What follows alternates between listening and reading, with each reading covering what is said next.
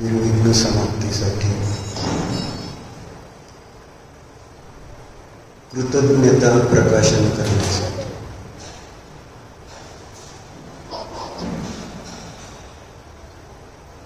ज्यांच्याद्वारे जे काही उपकार केले जातात, सज्जन जो जीव असतो तो त्यांच्या प्रती आपली कृतज्ञता व्यक्त केल्याशिवाय राहत नाही. बरोबर. तुम्ही एखाद्या गरीब पेशंटला आजारी पडला, मदत केली, जर तो पुढं भेटला तर तुमचा विनय करणार का?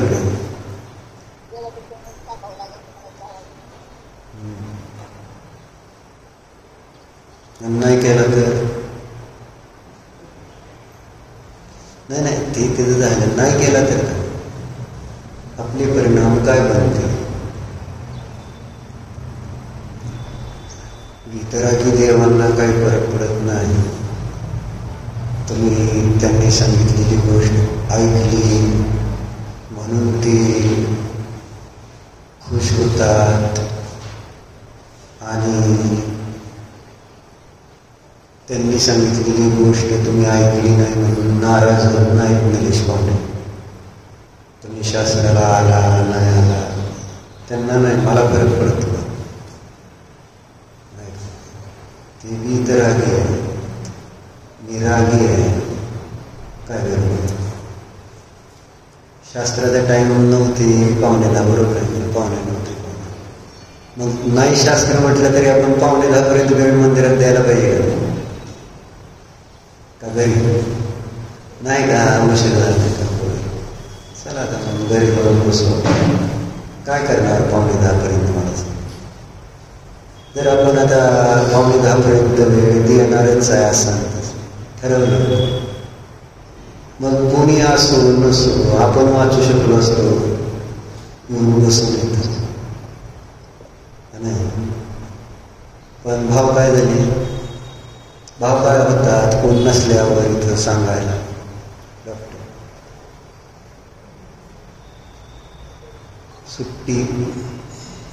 सुट्टी बरं आहे. आज लवकर घरी जायला मिळाल्याचा आनंद आहे का दुःख?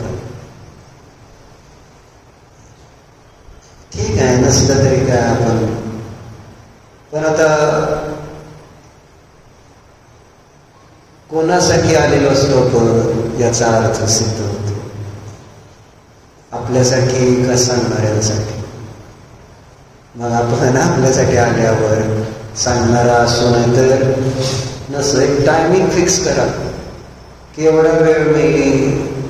आणि जसं दुकानाचं टायमिंग फिक्स आहे की नाही तुमचं, डॉक्टरांचं जर काय फिक्स नाही, त्यांचं 24/7 आहे, बरोबर आहे का? नाही तुम्हाला एनी टाइम सेवा तर करावीच लागणार. तसं तुमचं व्रतच आहे, बरोबर. निलेश फिक्स आहे ना टायमिंग, ह्या टाइम दुकान उघडायचं आणि बंद त्याच वेळेस करायचं. गिऱ्हाईक नसलं जरी तरी सुद्धा, गिऱ्हाईक आलेलं नाही म्हणून आपण गिऱ्हाईक आल्यावर उघडू असं नाही. गिऱ्हाईक नाही म्हणून राहू दे, बघू येईल त्यावेळेस उघडता येईल असं म्हणून आपण दुकान उघडायचं थांबतो का? गिऱ्हाईक असतं का सकाळी उघडल्या रोज? कधी असू शकतं, नाही असं नाही. पण रोज तुम्ही उघडता. मला वाटतंय 365 दिवसातले आहे ना 300 दिवस तर असे जात असतील की गिऱ्हाईक सकाळ नसतं. 65 डेज ओनली कधीतरी तुम्हाला त्याचा अनुभव आला असेल की तुम्ही जायच्या आधी एखादं गिऱ्हाईक थांबलेलं असेल, बरोबर. 300 डेज कोणी तुमची वाट बघत नाही, पण तुम्ही उघडता. तुम्हाला माहित आहे उघडल्याशिवाय येणार कसं, थांबल्याशिवाय येणार कसं, आहे ना. नाही म्हणून आपण बंद ठेवत नाही. धर्म कसा बंद करतो? करायला पाहिजे का? तिथं आपल्याला माहिती आहे चालू ठेवलं तरच लाभ होणार, लाभासाठी तर दुकान उघडलेलं असं लाभ व्हावा म्हणून. मग इथं सुद्धा आणि धर्माचं पण एक दुकान मांडलं का नाही, मांडायला पाहिजे का नाही. बाहेरचं दुकान बाहेरची व्यवस्थेसाठी आणि धर्माचं दुकान हे आपल्यासाठी. ते कोणासाठी आहे बाहेरचं दुकान? तुमच्यासाठी, लोकांसाठी, शरीरासाठी, कुटुंबासाठी. तिथं पाप कमाई आहे.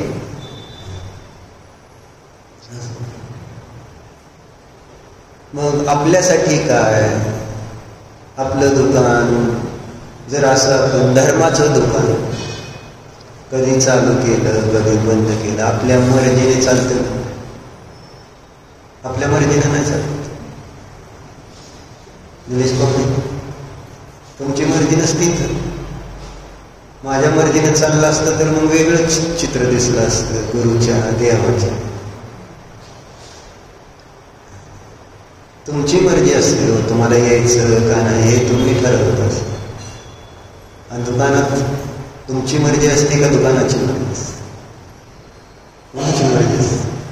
तुमची मर्जी असो नाही तर नसो, तुम्हाला कितीही कंटाळा आलेला असो, तुम्ही आजारी पडलेला असो, कोणती अडचण असो, कोरोना असला तरी उघडलं नाही तुम्ही का बंद ठेवलं? बाहुबली भाई पोलीस स्टेशनला गेलताय ना तुम्ही गुरुपुष्यामृतच्या मुहूर्तासाठी. मी काय सुद्धा नसून तुम्हाला पोलीस स्टेशनला गेलते की तुम्ही सगळे, असं मी ऐकलं होतं. आम्हाला दुकान उघडायची परमिशन घ्या, माणसं गेली तरी चालतील पण आमचं सुरू नाही गेलं. काही चमत्कार म्हणून म्हणलं ना, आपल्या एवढे अर्कपार माणसं शोधून सापडणार नाहीत खरं तर कमी. अरे सरकार काय करायला लागले, आपण काय करतोय? म्हणजे यात विवेक तर पाहिजे का नको?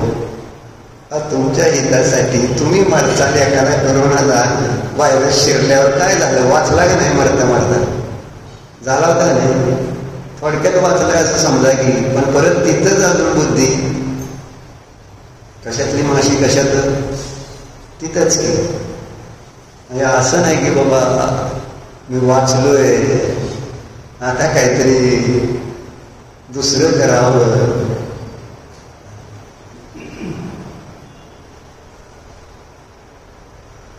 म्हणजे किती समर्पण आहे. दुकानाच्या प्रती आपण कृतज्ञता व्यक्त करतो रोज. सकाळी उठणं, झाडते, दुकान उघडणं, पुसणं, झाडणं, सगळ्या गोष्टी आपण कशा पद्धतीने दुकानाची कृतज्ञता. प्रत्येक गोष्ट तुमची ते काय ट्रेस सगळे व्यवस्थित लावणं, स्वच्छ करणं. विनयाने करता नाही, अविनयाने करता. काय ते लोखंड आहे त्याचं झटकणं, स्वच्छ करणं. प्रत्येक गोष्ट कशी व्यवस्थित. कारण तुम्हाला माहिती आहे त्याच्यामुळं आपल्याला फायदा होतो, लाभ होतो. ते नीट असलं तर काय लागतं, हॉस्पिटल स्वच्छता, पुसणं विसणं, कसं विनय आहे का नाही? मंदिराचा तेवढा विनय कधी केला का? म्हणजे तसं लक्ष घालणं. कुठं घाण झाली, राहिलंय. तुमच्या हॉस्पिटलला किती स्टाफ आहे?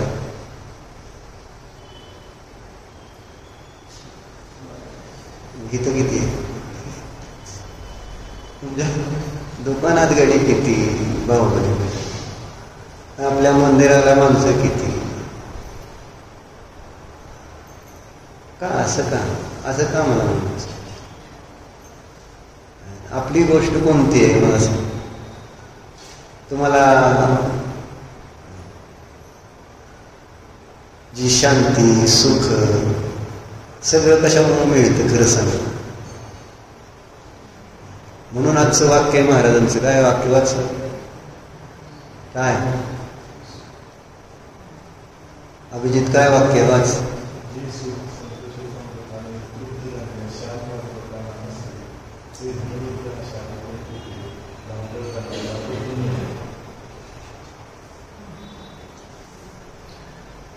जे सुख कुणाला आहे समाधान तृप्त असणार ते धनलुब्ध जीवांना मिळू शकणार का असं प्रश्न विचारला. इकडून तिकडून धावपळ करणार म्हणजे सगळ्या गुड फिलिंग्स तुम्हाला मंदिरात मिळते का ह्याच्यापेक्षा गुड फिलिंग आहे तिथं मला तर म्हणजे प्रश्न जास्त गुड फिलिंग संसारात त्या दुकानात येते काय हो नाही म्हणून मोठं आलं म्हणून काय फरक पडायचा अन्यथा त्याचा काळ ह्याचा काळ आणि त्याची व्यवस्था याची व्यवस्था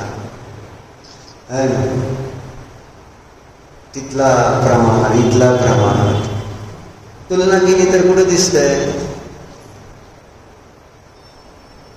हेच कार्य अनादिकाळापासून आपल्याकडून झालंय म्हणून तर आपला संसार जन्म मरण रोग दुःख अशांती संपते का मला सांग संपवायचे का नाही म्हणून परवा काय सांगितलं होतं अभिजितजी सांग काल तरी नव्हतं परवा काय सांगितलं होतं सांग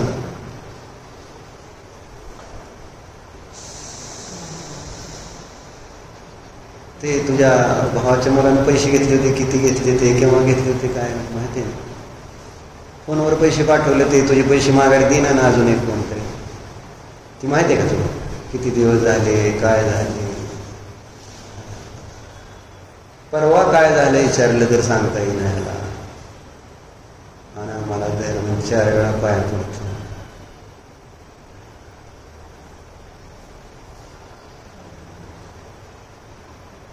काय सांगितलं होतं विरुबाई होता की तुम्ही ना परवा दिवशी नव्हतं ना बरं झालं वैभव काय सांगितलं होतं सांग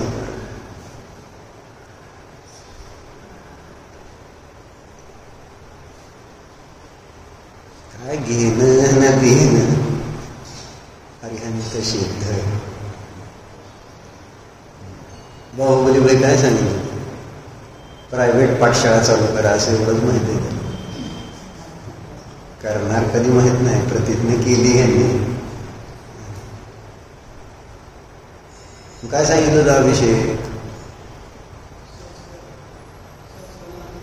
हा काय कसं 3 गोष्टी सांगितल्या त्याने बरोबर हुशार आहे तू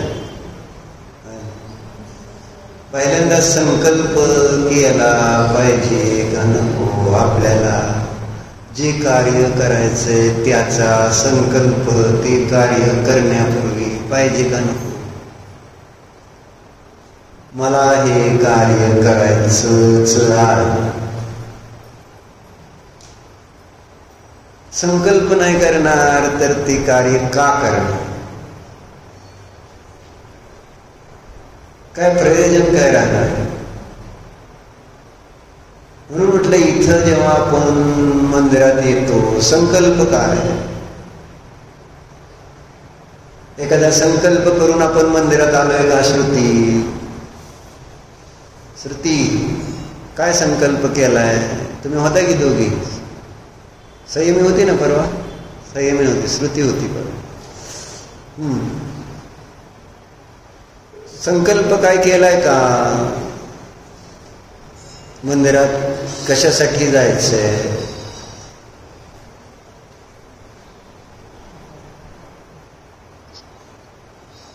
पाया पडायला जायचं एवढंच कशासाठी पाया पडायचं कारण सांगितले ते देव आहे तर ते का देव आहे आणि का पाया पडतोय काय नाही देवाच्या पाया पडल्यावर बरं असतं म्हणजे सगळे करते आपण करत काय योग्यता आहे बरं आहे का काय संकल्प काय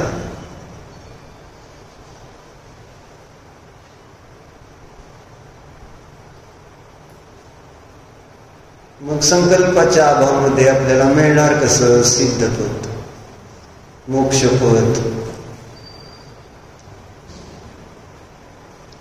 प्रश्न असा येतो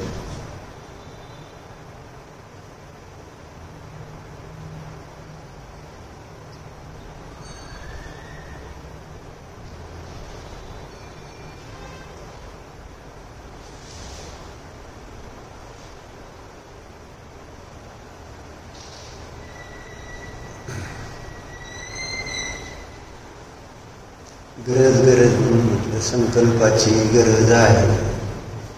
मला खरोखर परमात्मा बनायचं आहे हा संकल्प नको. मला परमात्मा बनायचंय, त्याच्यासाठी मी दर्शन करतो. जसे परमात्मा आहे तसं मला बनायचंच आहे. नको करायला हे. आणि कुठून करायला पाहिजे? From the bottom of your heart, असं एक इंग्लिशमध्ये म्हणलं. हृदयापासून पाहिजे तो भाव, आतून यायला पाहिजे.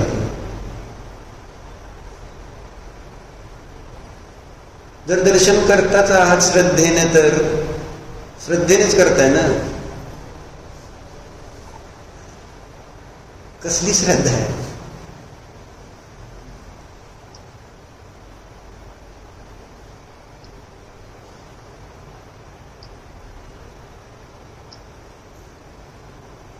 येतोय तर आपल्याला समजून घ्यायचंय का नाही? एक एक गोष्टीवर आपण स्वतः विचार करायला सुरुवात करावी लागेल. म्हणून संकल्प करा अगोदर सांगितलं. संकल्प केल्यावर पुढं काय सांगितलं? तर संकल्प झाला म्हणून लगेच कार्य होत असं नाही. काय करावं लागतं? परत म्हणाले ताई, सवय लागून घ्यावं लागते. मुलांचं उदाहरण म्हणून आपण घेतलं होतं. शाळेत मुलांना पाठवावं लागतं. मुलांना शिकवण्याचा संकल्प केल्यावर मुलं लगेच काय जाणार असं नाही. त्यांना सवय लावावी लागते रोज शाळेत पाठवून. त्यांना येणं न येणं हा नंतरचा भाग आहे. पण अगोदर त्यांना आपण बसवणं गरजेचं पडतं. आहे ना. बसता बसता मग त्यांना सवय लागते शाळेची. जसं तुम्हाला दुकानात बसता बसता सवय लागली ना दुकानाची. पहिल्यापासून दुकानदारी नव्हतं पुरत, आपण बसायला लागलो हळूहळू. आणि बसत बसत आता समजायला लागलं दुकानदारी काय असते. आणि आपण चांगले व्यापारी झालो का नाही मग समजायला लागल्यानंतर.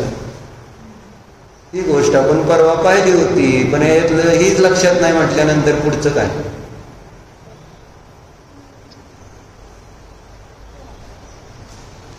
मला संकल्प केला पाहिजे असं आपण जर निर्णय केलेला नसेल आणि काय संकल्प करायचा आहे माहिती नाही, तर पुढं काय? बरोबर आहे. कुंदकुंदाचार्यांनी संकल्प केला का नाही? प्रवचनसार मध्ये काय संकल्प केला? काय संकल्प केला? मी समता भावाला धारण करतो. व संपयामि सम्मम जगतो निर्वाण संपत्ती. कुंदकुंदाचार्यांना आस लागली होती. कशाची? निर्वाणाची. आणि निर्वाणासाठी कारण काय? साम्य भाव. आणि म्हणून त्यांनी काय म्हणते? प्रतिज्ञा करते. हो, मी आज प्रतिज्ञा करतो, मी साम्य भावाला धारण करतो. कारण मोक्षाचं कारण, निर्वाणाचं कारण काय? साम्य भाव. आणि तो साम्य भाव कशाला म्हटलेला आहे? साम्य भाव काय? मोह क्षोभ रहित आत्म्याच्या परिणामाला साम्य भाव म्हटलेलं आहे. सगळी आता चर्चा साम्य भावाची चालू झाली. आता पुढचा अधिकार आणि त्याच्यामध्ये साम्य भावाचं वर्णन चालू केलं ना आचार्याने ज्ञानार्णवमध्ये. चांगले चांगले श्लोक दिले त्यांनी ह्याच्यात.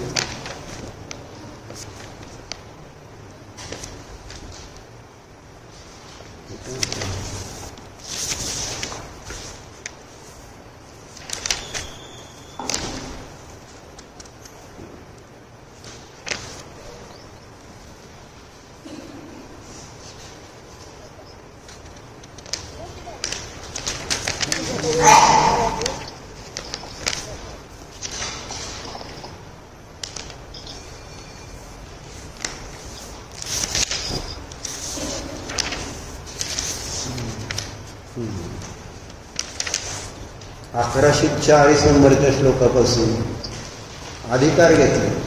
कोणता? साम्य भावाला धारण करण्याचं. कारण ज्याला ध्यान करायचंय त्याने समता भाव धारण केला. त्याच्या अगोदर मोह सोडण्यासाठीची प्रेरणा दिली, त्याच्या अगोदर राग द्वेष सोडण्याची प्रेरणा दिली गेली. म्हणजे सगळ्या पद्धतीनं जर ध्यान करायचं तर हे काम करावं लागेल. काय म्हणतात बघा, आता 11:40 वरून तुम्हाला वाचून दाखवतो 1 7-8 श्लोकाचं. हे भव्य, तू मोह रूप अग्नि को शांत करने के लिए, संयम रूप संपत्ति को स्वीकार करने के लिए और राग रूप वृक्षों के वन को नष्ट करने के लिए समता भाव का मध्यस्थ वृत्ति का अवलंबन कर. मोहवन्यम अपाकर्तुम स्वीकर्तुम संयम श्रियम क्षेत्तुम रागधर्मोद्यानम. आपण एक दिवस बघितला होता हा श्लोक. 3 गोष्टी सांगितल्या याच्यामध्ये.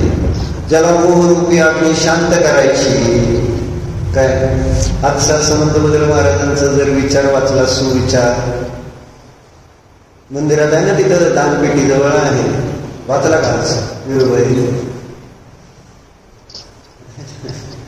विरुबाई वाचा. आपल्यासाठी हे सगळं, आपल्याला शांती देण्यासाठी. कोणासाठी हे सांगा? तुम्ही म्हटलं की आपल्यासाठी.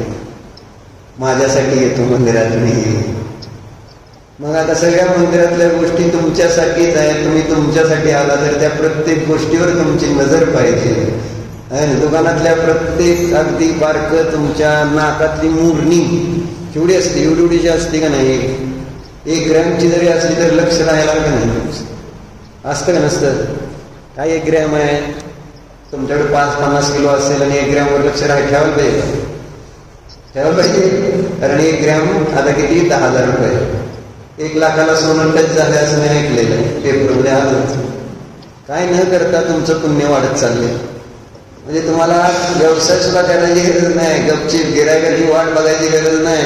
रोजच प्रॉफिट, रोजच प्रॉफिट. आणि ती काय नुसतं थोडा नाही.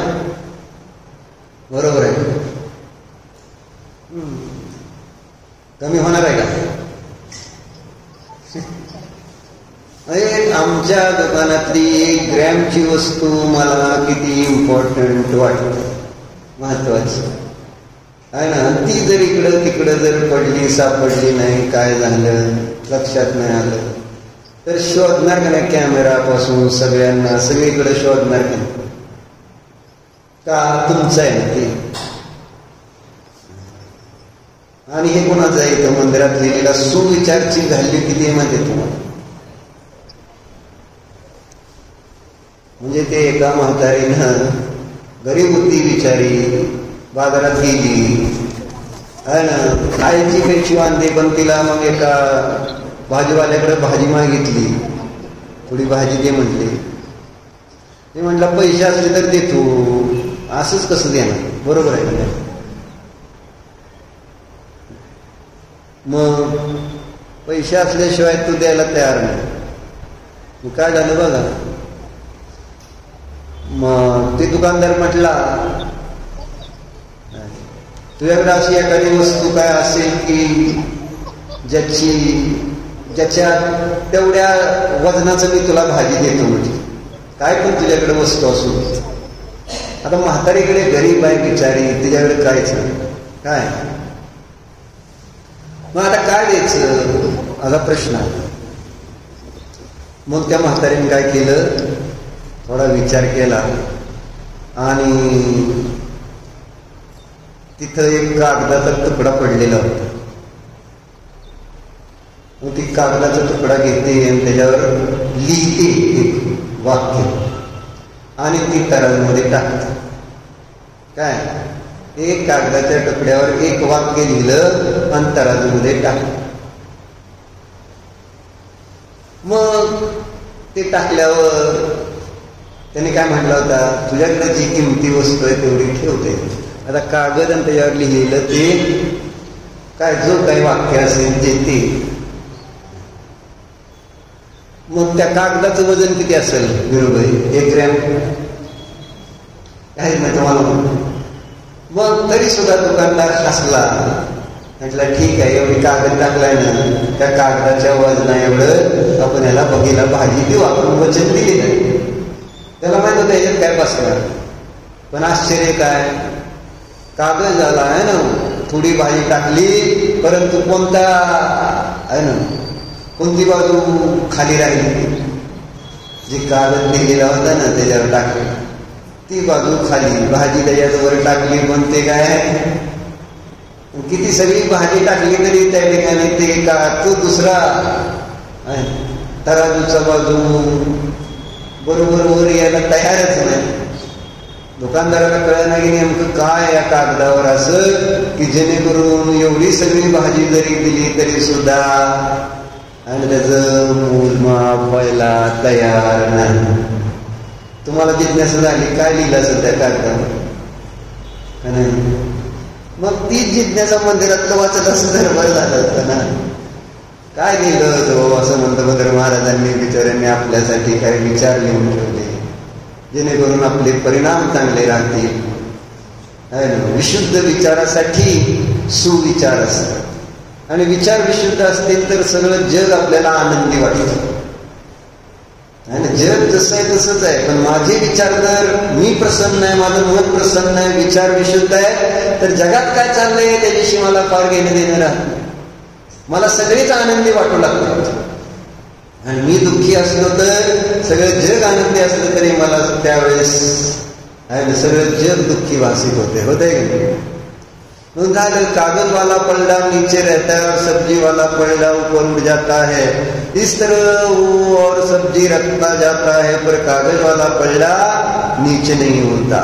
तंग आकर दुकानदार उस कागज को उठाकर पढ़ता है और हैरान हो जाता है कागज पर लिखा था. कागज पर क्या लिखा था? जाओ मंदिरात वाचून काय वेगळं लिहिलेलं नसतं. कागज पर लिखा था परमात्मा आप सर्वज्ञ हो. त्या कागदावर त्या म्हातारीने काय लिहिलं, गरीब म्हातारीने लिहिलेलं होतं ते कागद. परमात्मा आप सर्वज्ञ हो, अब सब कुछ तुम्हारे हाथ में है. एवढंच वाक्य लिहिलं होतं आणि त्या तराजूमध्ये टाकलं होतं. दुकानदार को अपनी आंखों पर यकीन नहीं हो रहा था. तुम्ही टाकून काय फरक पडणार नाही तर वाटेल तुम्हाला मला पण अशीच भाजी मिळाली तर बरं होईल मिळेल म्हणून आहे ना. काय कागदाचा तुकडा टाकायचा आहे एक लिहून असा म्हणून बघ काय होतंय का. येऊ काय कोणाच्या दुकानात माझा कागदाचा तुकडा घेऊन झालं. मग दुकानदार को अपनी आंखों पर यकीन नहीं हो रहा था. वो उतनी सब्जी वृद्ध महिला को दे देता है. पास खड़ा एक अन्य ग्राहक दुकानदार को समझाता है कि दोस्त आश्चर्य मत करो, केवल परमात्मा ही जानते हैं कि प्रार्थना का क्या मोल होता है. वास्तव में प्रार्थना में बहुत शक्ति होती है, चाहे वो 1 घंटे की हो या 1 मिनट की हो. यदि सच्चे मन से की जाए तो ईश्वर अवश्य सहायता करते हैं. अक्सर लोगों के पास ये बहाना होता है कि हमारे पास वक्त नहीं है, मगर सच तो ये है कि परमात्मा को याद करने का कोई समय नहीं होता. प्रार्थना के द्वार मन के विकार दूर होते हैं. प्रार्थना के द्वारा मन के विकार दूर होते हैं और एक सकारात्मक ऊर्जा का संचार होता है. जीवन की कठिनाइयों का सामना करने का बल मिलता है. जरूरी नहीं कि कुछ मांगने के लिए ही प्रार्थना की जाए. जो आपके पास है उसका भी धन्यवाद करना चाहिए. इससे आपके अंदर का अहम नष्ट होगा कि एक कहीं अधिक समर्थ व्यक्तित्व निर्माण होगा. श्री अरिहंत वाणी कहती है कि प्रार्थना करते समय मन को ईर्ष्या, द्वेष, क्रोध, घृणा जैसे विकारों से मुक्त रखें. विशेष भव्य आत्माओं वह माता जी जब वह संपन्न थे तो प्रतिदिन प्रातः उठने के बाद वो सोने से पूर्व वीतरागी प्रभु का धन्यवाद करती थी. भगवान ने आपके बताए गए कर्तव्यों का पालन नियमित करती रहूं. वह प्रतिदिन दोनों समय संकल्पों को याद रखकर अपनी दैनंदिनी व्यतीत करती थी. करते ना, मी आज विश्लेषण करत नाही आहे, नाहीतर परत पूर्ण होत नहीं. वाक्य है यथाशक्ति जप दान परोपकार के कार्य किया करती थी. इसी कारण उसे विषम परिस्थितियों में भी भगवान का आशीर्वाद प्राप्त हुआ. आज हम सभी देव शास्त्र गुरु की पूजा भक्ति केवल जब हम पर विषम परिस्थिति आती है तभी करते हैं. इसी कारण से आज हम सफलता की अंतिम सीढ़ी चढ़ नहीं पा रहे हैं. यही प्रकृति का नियम है. जैसा हमारा कर्म होगा वैसा ही हमें फल प्राप्त होगा. आज वर्तमान में जो भी हम सभी को प्राप्त हो रहा है वह हमारे द्वारा पूर्व उपार्जित कर्मों का ही फल है. आप किसी भी जीव के मोक्ष मार्ग में सहयोगी नहीं बन सकते, तो विरोधी बनकर पाप का संचय मत करो. ना ही किसी बात की चिंता करो. अच्छे कर्म करो जो हमसे कोई छुड़ा भी नहीं सकता और चुरा भी नहीं सकता. कर्म यह ऐसी संपत्ति है कि जो मरने के बाद भी हमारे साथ रहती है. जब जीव जन्म लेता है तो केवल अपने पूर्वोपार्जित कर्मों के साथ ही जन्म लेता है. क्या समझे? चिंतन करते रहो, सदैव प्रसन्न रहिए. जो प्राप्त है वो पर्याप्त है. जिसका मन मस्त है उसके पास समस्त है. काय संपत आहे. कळली का म्हातारीची गोष्ट? कशासाठी सांगितली ती सांगा. कशासाठी वाचली होती? अहो, मंदिरातला सुविचार वाचला नाही म्हणून सांगत होतो वीरबाई तुम्हाला. सुविचारातली ताकद, त्या म्हातारीने लिहिलेला ते एक विचार होता. सर्वज्ञाच्या प्रती आपली भक्ती होती, श्रद्धा होती, आणि तेवढंच ते कागदावर लिहिलं. आणि तिने त्या परिस्थितीमध्ये लिहिलं असं नाही, ती पहिल्यापासूनच ते करत होती असं त्यांनी परत सांगितलं नाही. म्हणजे अडचण आल्यानंतर देवाला हाक मारायची असं नाही, तिचा संकल्पच होता. म्हणजे धर्म करण्याचा जो काही संकल्प आहे तो संकल्प तिनं केल्यामुळं ती करत होती देवाचं कार्य. चांगली परिस्थिती अथवा वाईट परिस्थिती हा विषय त्याच्यासाठी महत्वाचा नव्हता.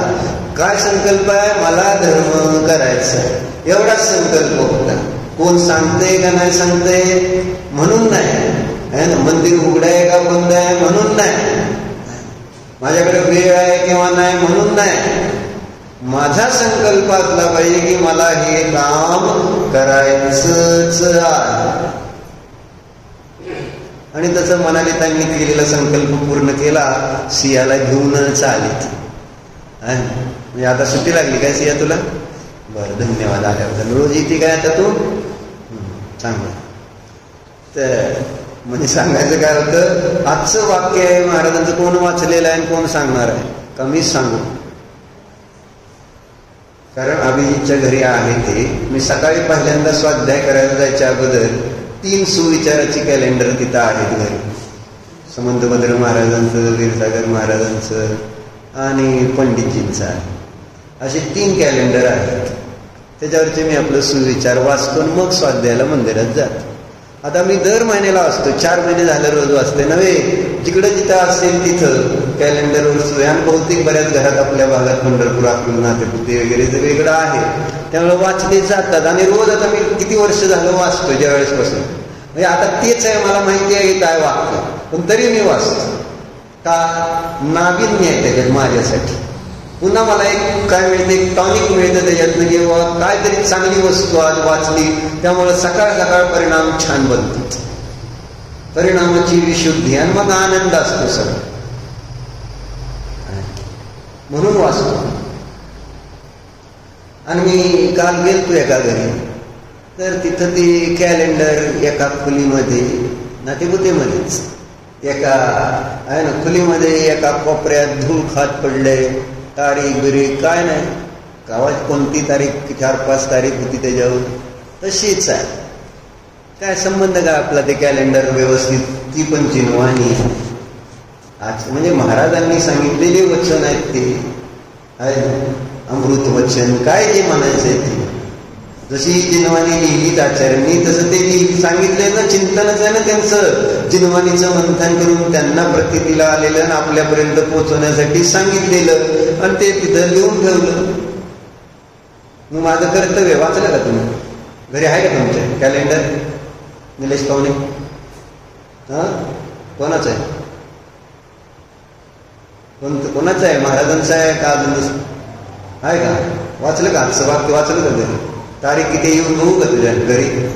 बदलली का नाही म्हणाल तर किती तारीख आहे त्याच्या? देवघरातच ठेवलं असतं आहे का नाही? देवघरातच ठेवलंय आणि रोज देवघरात जातो ना अभिषेक करायला. मग बदलायची सुद्धा भावना नाही. काय आजची तारीख, काय आजचा विचार, काय ही दरिद्रता. म्हणून दरिद्रता याला वेळ लागणार नाही. बाहेरची श्रीमंती वाढेल परंतु त्याच्यामुळे पुढे भविष्यात दरिद्रता येणार आहे. पण अंतरंग श्रीमंती वाढेल तर बाहेरची दरिद्रता या जन्मात पण नाही आणि पुढच्या जन्मात पण नसेल. मोक्षाला जायपर्यंत परिणामाच्या विशुद्धीनं बाहेरचं सगळं त्या ठिकाणी अनुकूलच वातावरण, स्वर्ग आदी राजा महाराजा चक्रवर्ती आदी पदाची प्राप्ती होईल. काय तुमच्या घरी आहे का नाही? काय लिहिले सांगा बरं. काय वाचले का? किती म्हणजे आता आपल्याला असं म्हणून म्हटलं तुमचं तुम्ही सोन्याची ट्रे तुम्ही व्यवस्थित करताय तर आपल्याला हे नको का की आणि उलट ती तिथं समोर दुकानात ठेवा. गिराईक पण वाचत, सोपर लाभ होईल आपल्याला पण. रोज त्याला व्यवस्थित पुसून आणि आपला मुलगा वाचल, येता जाता ग्राहक वाचल. तुम्ही पुन्हा पुन्हा तिकडे लक्ष गेलं, कषाय झाले, विभाव झाले, विकार झाले तर त्या वाक्याने पुढे आपलं स्थितीकरण होईल. हे चांगल्या आपल्या हितासाठी सगळं आहे. मग आजचं वाक्य काय? कोण सांगणार आहे का? हा सांग.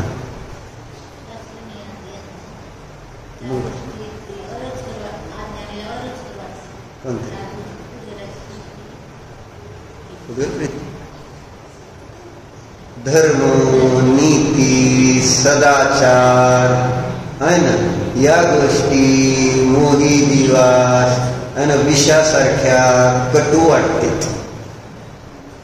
असं लिहिलंय त्यांनी. हे चांगल्या ज्या गोष्टी आहेत, धर्म चांगला आहे पण मोही जीवाला तोच धर्म कसा भाषित होतो? विषासारखा कडू वाटतो. जसं 9:15 वाजल्यानंतर स्वाध्याय कसं वाटणार आहे? गोड का कडू? म्हणजे प्रत्येक गोष्ट जर विचारात घेतली तर मोहामुळं घडतंय काय लक्षात घेतलं पाहिजे. चांगली गोष्ट खराब वाटते आहे ना, आणि अनीती, अधर्म, विषयभोग जे असतात ना ते मोही जीवाला अमृतासारखे गोड वाटतात असं लिहिलं. ऍक्च्युली गोड काय आणि कटू काय असत? धर्म, नीती, सदाचार आदी गोष्टी गोड आहेत का कटू आहेत? आणि अधर्म, नीती, विषय भोग हे गोड आहेत का कटू आहेत? काय येते का नाही?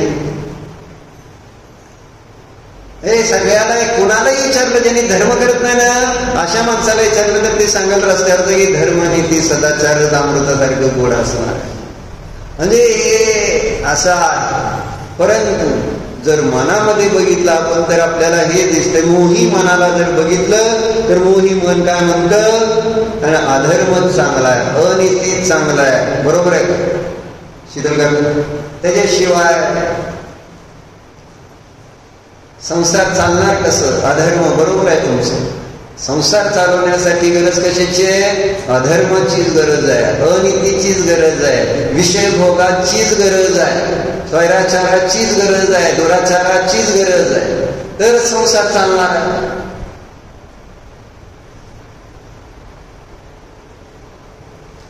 म्हणून तिथं महाराजांनी शेवट लिहिलं, जर असं आहे, जर चांगली गोष्ट कटू वाटते, कटू गोष्ट गोड वाटते. कशामुळे वाटते? कशामुळे वाटते? कशामुळे वाटते विरुभाई? मोहामुळे. असं सांगितलं ना. म्हणून महाराजांनी शेवट निष्कर्ष दिला, म्हणून माणसाने निर्मोही असावे.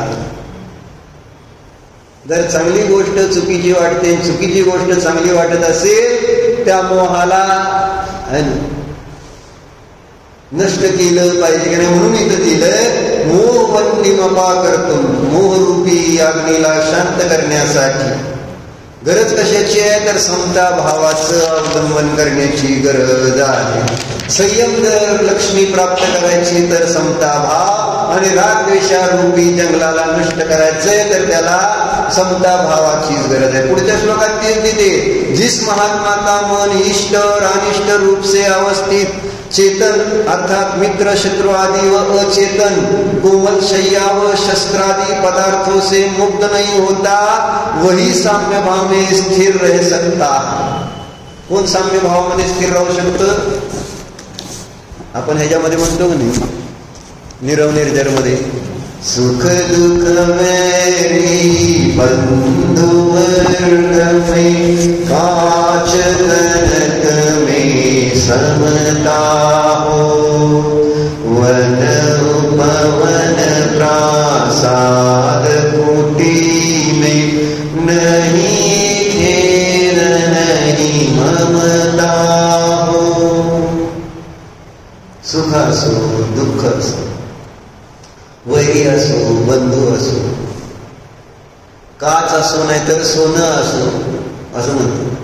काच कनक में समता, सुख दुःख आहे ना, काय म्हटलं, सुख दुःख वैरी बंधु वर्ग में काच कनक में समता हो. वन असू दे, उपवन असू दे, नाहीतर प्रासाद महाल आहे, वन उपवन वन प्रासाद कुटी में नहीं खेद नहीं ममता. त्याच्याबद्दल मला खेद नको, दुःख नको. सगळीकडं माझ्या परिणामामध्ये साम्य भाव राहिला पाहिजे. तोच साम्य भाव माझ्या हिताचं कारण आहे. म्हणून संकल्प करा, आज तर संकल्प करा. काय, जसं कुंदकुंदाचार्याने केला तसा मी आज प्रतिज्ञा करतो की मी साम्य भावाला धारण करेन. प्रसंग आज पण आपल्या कर्माचे उदय चांगले वाईट येणार आहे, पण मी रागद्वेष करणार नाही असा प्रयत्न करायचा. ओम नमो प्रभू मी मनोवचन कार्यक्रम सौरभ समारंभ आरंभ प्रमाया लोकप्रमाद इत्यादी आमच्या धर्माच्या या भावात घेतलेल्या व्रतामध्ये अतिक्रम व्यतिक्रम अतिचार दोष लागले. इंद्रियापासून पंचेंद्रियापर्यंत काही जीवांची सहकार्य झाली. स्वाध्याय करीत असताना घडलेल्या या सर्व दोषाविषयी मी कष्ट व्यक्त करून क्षमा. हे माझे सर्व दोष मिथ्या हो, मी माझ्या मध्ये राहू. या सर्व दोषाविषयी मी प्रायश्चित्त.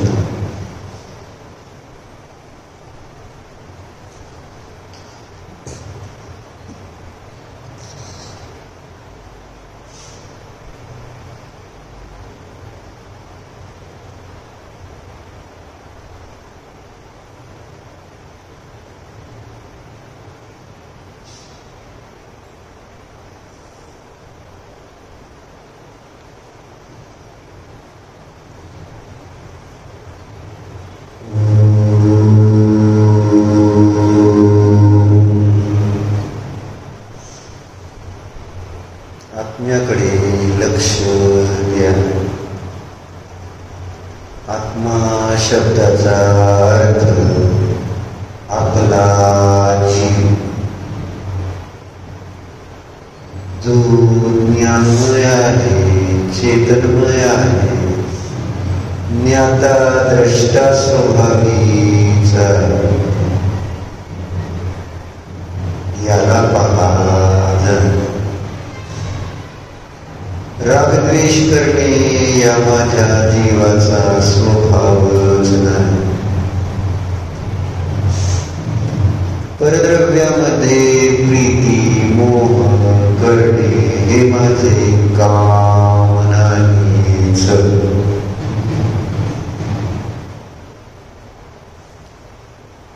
अनुकूल प्रतिकूल सर्व प्रसंगांमध्ये मात्र जाणणे हाच मध्यस्थ भाव ठेवणे माझा स्वभाव.